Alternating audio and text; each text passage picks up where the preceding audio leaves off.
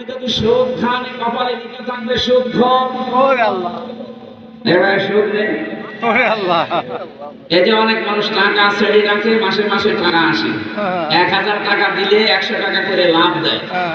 এটা অনেকে ইন্টারেস্ট লাভ। তাসলিমা আল্লাহুম্মা সাল্লি আলা সাইয়্যিদিনা মাওলানা মুহাম্মদ ওয়া আলি সাইয়্যিদিনা মাওলানা।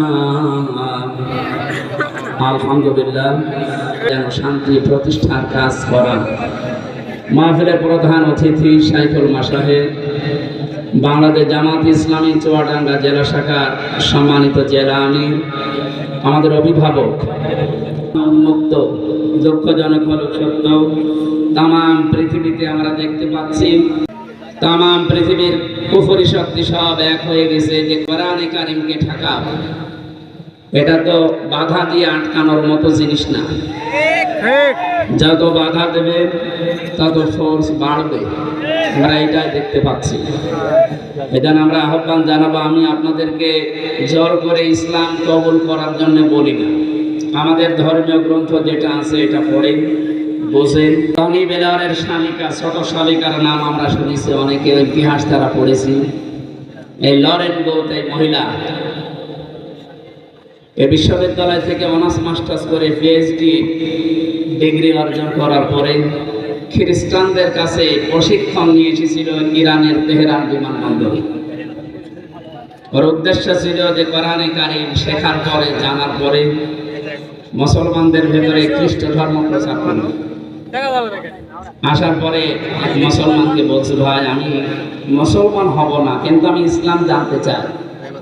অথেন্টিক ইসলাম জানা যাবে, যেটা পড়লে আপনি সেই বই আমার তুলে দিন। আলমডাঙ্গাবাসী, আমরা যারা মুসলমান এখানে আছি, নারী পুরুষ সবাই, কোন হিন্দু যদি বলে যে আমি মুসলমান হব না কিন্তু আমি ইসলাম জানতে চাই, তার অধিকার আছে না? হয়তো প্রশ্ন আসতে পারে বিভিন্ন জায়গা থেকে, ওর তো ওযু নেই, ওকে কোরআন শরীফ দেবেন না? কোরআন ধরার জন্য ওযু শর্ত নয়, এটা মতভেদপূর্ণ মাসলা। যদিও অধিকাংশ উলামা ইকরামের মত হচ্ছে শুধু আরবি টু আরবি, যেটা এটা বাদ দিয়ে যত রকমের তাফসীর শরীফের ক্ষেত্রে নয়। যারা এর ব্যাকগ্রাউন্ড, ঐতিহাসিক প্রেক্ষাপট, পেছনের আগে পরের কোনো বিষয় না মিলিয়ে আন্দাজে বলেন, আমরা চাইবো আপনারা আরো চিন্তা ভাবনা করবেন। এটা কোরআনে কারিম থেকে মানুষদেরকে দূরে সরিয়ে রাখার একটা সূক্ষ্ম ষড়যন্ত্র। এই জন্য নারী পুরুষ যারা আছি, আমরা শুধু বড় নাপাকি যেটা গোসল ফরজ হয়ে যায়, এইটা বাদ দিয়ে ছোটখাটো কোনো বিষয়ে কোরআন ধরা যাবে না, এই ধারণা থেকে বেরিয়ে আসবে, কোনো অসুবিধা নেই। এই মহিলা 3টা বছর কোরআনে কারিম পড়েছে, 3 বছর। আমাদের মতো আনাকুম জানাকুম না, কোরআন শরীফের তাফসীর সহ 3 বছরে শেষ করেছে, মুসলমান হয়েছে।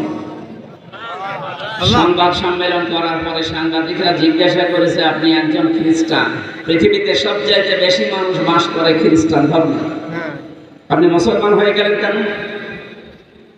এই লরেন গোত বলেছে, দেখেন আমি 3টা বছর কোরআনে কারিম পড়েছি, পড়ার মতো। আল্লাহ আমাদের তাওফিক দিন, বলেন আমিন। জেলখানায় আমি 3টা বছর ছিলাম, আমার সাথে অধ্যাপক মিয়া গোলাম পরওয়ার সাহেব এবং মাওলানা রফিকুল ইসলাম খান, এই 2 জন আমাকে বারবার বলতেন, হামজা বাইরে কিভাবে কি করেছো আমরা জানি না, এই যতদিন আছো প্রত্যেক বছরে বছরে পড়া কোরআন শরীফ অর্থ সহ একবার শেষ করবা, আমরা এবং তুমি দিছে।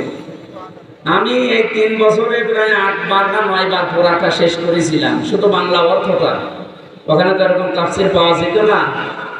যতটুকু পড়েছি আমার মনে হচ্ছে যে অন্তত আমাকে কেউ এখন আর পিটিয়েও শিরিক বেদাত করাতে পারবে না।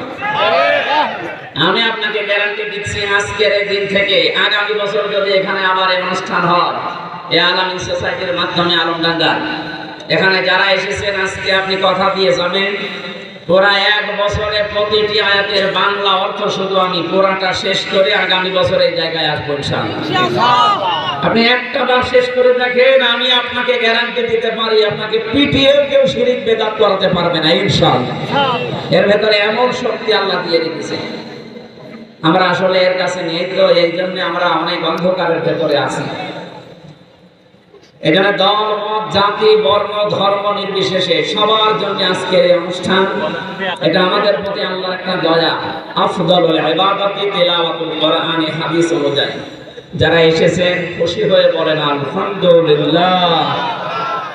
দরুদ আর সালাম করছি আমাদের নবী মুহাম্মদুর রাসূলুল্লাহ সাল্লাল্লাহু আলাইহি ওয়াসাল্লাম। ইয়া রহমান, যিনি কি মাওলানা নিজামী? কে বলেন তো? মুহাম্মদুর রাসূলুল্লাহ। আল্লাহর ঘোষণা দেওয়া নেতা দুনিয়ায় একজন। আল্লাহ যাকে নেতা বলে ঘোষণা দিয়ে দুনিয়ায় পাঠিয়েছেন, তার নামও দিয়েছেন ইয়াসিন, হে নেতা। এটা যদি দুনিয়ার সাথে শুধু শেষ হয়ে যেত, আমি এটা বলতাম না। এটা আপনি যদি সুদ খান, কপালে লিখে থাকবে সুদ খোর। এবার সুদ নেই।